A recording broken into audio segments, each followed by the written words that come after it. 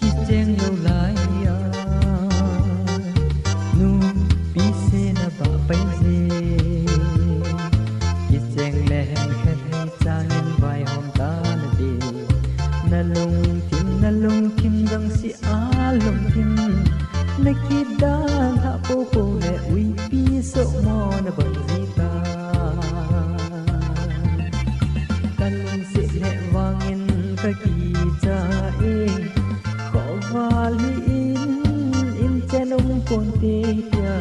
ka hil na ho chang vai la jun ki than ba sa jing je nahi ki pele kada la nung te na ha go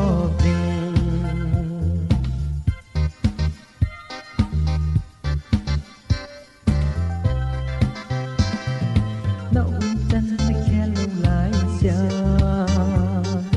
na pot tha lo ding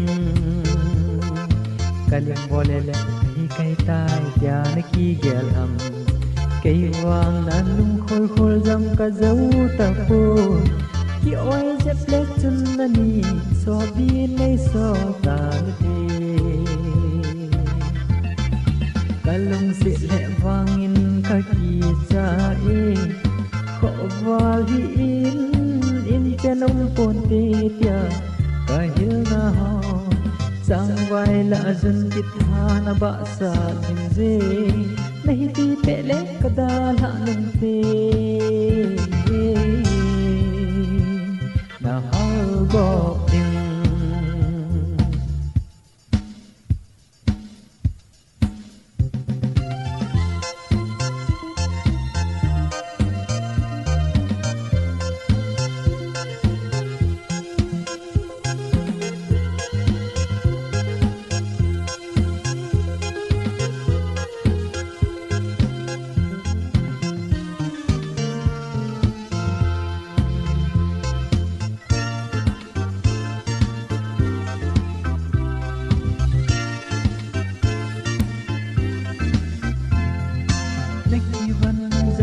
ki hui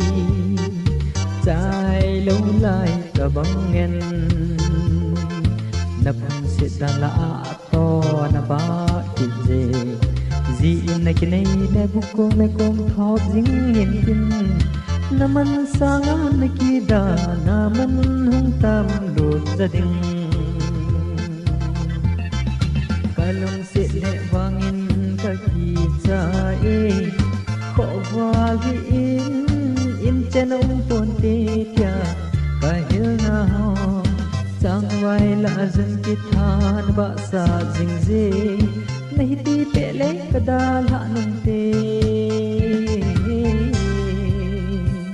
na ha go ding